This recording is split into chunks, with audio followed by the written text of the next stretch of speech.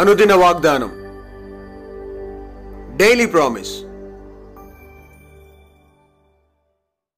దేవుని నామానికి మహిమ కలుగును గాక. మన ప్రభును ప్రియరక్షకుడైన యేసుక్రీస్తు వారి శుభనామములో మీకు నా హృదయపూర్వక వందనాలు తెలియజేస్తున్నాను.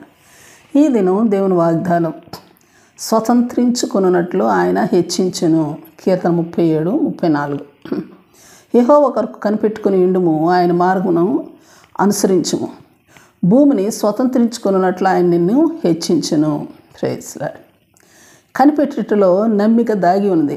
విశ్వాసం అన్నది నిరీక్షింపబడు వాటి యొక్క నిజ స్వరూపం కదా. మొట్టమొదటిగా దేవుడు మనల్ని చూసినప్పుడు ఆయనకి ఇష్టపడటానికి కావలసిన ప్రాముఖ్యమైన గుణలక్షణం మనలో ఆయన పట్ల మనకున్న నమ్మిక లేదా విశ్వాసం. Praise lord. హెబ్రీ 11:6 విశ్వాసం లేకుండా దేవునికి ఇష్టడై ఉండుట అసాధ్యమని చెప్పబడుతుంది. రెండవదిగా మన విశ్వాస జీవితం ఎల్లప్పుడూ విజయ పదంలో ప్రయాణించాలి అంటే ప్రాముఖ్యమైన బెస్ట్ ఆయుధం ఏంటంటే ఆయన పట్ల మనకున్న నమ్మిక, విశ్వాసం. 1 యోహాను 5:4 లోకమును జయించే విజయము మన విశ్వాసమే.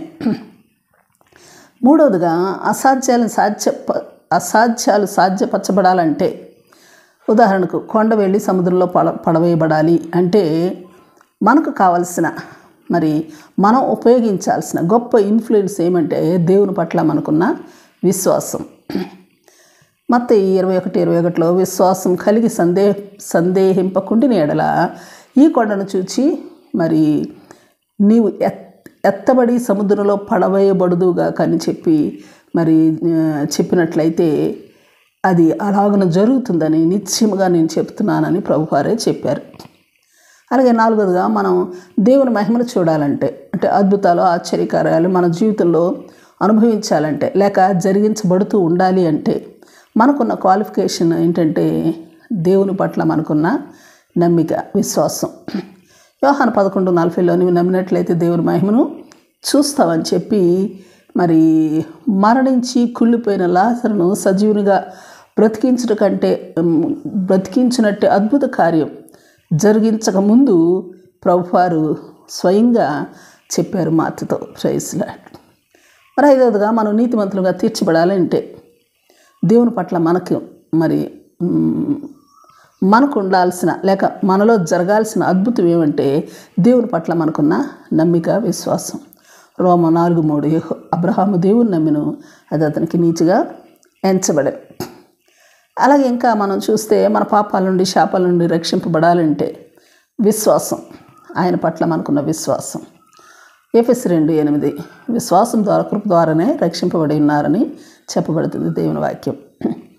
స్వస్థత పొందాలంటే ఆయన పట్ల మనకు విశ్వాసం కావాలి. ఏవైనా మన అవసరాలు తీర్చబడాలంటే ఆయన పట్ల మనకు విశ్వాసం ఉండాలి.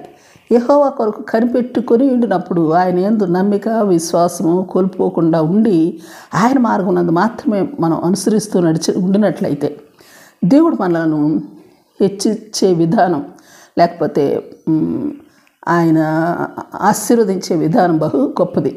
భూమిని స్వతంత్రించుకున్నట్లు అని దేవుని వాక్యం చెబుతూ ఉంది. Praise Lord. అందుకే స్థిరమైన విశ్వాసంతో, పరిపూర్ణమైన విశ్వాసంతో మన విశ్వాస జీవితాన్ని ఆ విశ్వాస మార్గంలో విశ్వాస వీరులుగా ప్రయాణిస్తూ ఆ భూమిని అంతటిని స్వతంత్రించుకుంటూ అందరిలో హెచ్చైన వారముగా ఉందుముగాక. ఆమేన్. Praise lord. ప్రార్థన చేసుకుందాం.